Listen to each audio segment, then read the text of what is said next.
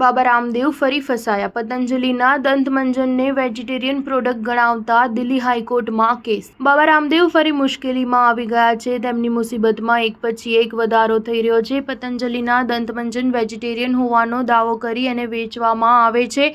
જો કે એમાં નોનવેજ હોવાનું જાણ થતાં એના વિરુદ્ધ ફરિયાદ કરવામાં આવી છે. આથી દિલ્હી હાઈકોર્ટ દ્વારા એ ફરિયાદને કારણે નોટિસ જાહેર કરવામાં આવી છે. જસ્ટિસ સંજીવ નરુલાની બેન્ચ દ્વારા પતંજલિ દિવ્ય ફાર્મસી, બાબા રામદેવ, કેન્દ્ર સરકાર અને food safety and standard authority of ઇન્ડિયાને નોટિસ મોકલવામાં આવી છે. આ વિષયની હિયરિંગ નવેમ્બરમાં કરવામાં આવશે. આ ફરિયાદ વકીલ યતિન શર્માએ દાખલ કરી છે. યતિન શર્માની ફરિયાદ બાદ તેનો કેસ વકીલ સ્વપ્નિલ ચૌધરી અને પ્રશાંત ગુપ્તા લડી રહ્યા છે. તેમણે કહ્યું કે દિવ્ય દંતમંજનના પેકેટ પર ગ્રીન ડોટ દેખાડવામાં આવી રહ્યું છે. ગ્રીન ડોટનો મતલબ વેજીટેરિયન છે, પરંતુ આ દંતમંજનમાં માછલીના અંશો મળી આવ્યા છે. આ અવશેષ નોનવેજની કેટેગરીમાં આવે છે. આ ફરિયાદમાં એ પણ કહેવામાં આવ્યું છે કે કાયદા મુજબ દવાને વેજ અથવા તો નોનવેજની કેટેગરીમાં રાખવાની જરૂર નથી. જો કે આ દંતમંજન પર ગ્રીન ડોટ છે, જે ડ્રગ્સ એન્ડ કોસ્મેટિક એક્ટ મુજબ ખોટી રીતે બ્રેન્ડિંગ કરવામાં આવી રહ્યું છે.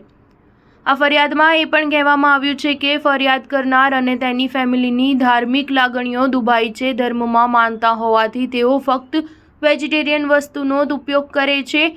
જો કે તેમને જ્યારે ખબર પડી કે આ દંતમંજનમાં માછલીના અંશ મળી આવ્યા છે, તો તેમની લાગણીઓને ઠેસ પહોંચી છે. માછલીમાં આવતા એક અંશનો એમાં ઉપયોગ કરવામાં આવ્યો છે. આ ફરિયાદમાં દંતમંજનને લાયસન્સ આપનાર કર્મચારીઓ પર સવાલ ઉઠાવવામાં આવ્યા છે. આ સાથે જ એમાં જે અધિકારીની ભૂલ હોય એને દંડ કરવાની પણ માંગણી કરવામાં આવી છે. આ ફરિયાદમાં એ પણ કહેવામાં આવ્યું છે કે પતંજલિની ઓફિશિયલ વેબસાઇટ પર પણ આ દંતમંજનને વેજીટેરિયન કહેવામાં આવ્યું છે. સ્ટાર ન્યૂઝ 7 હંમેશા સચ્ચાઈની સાથે.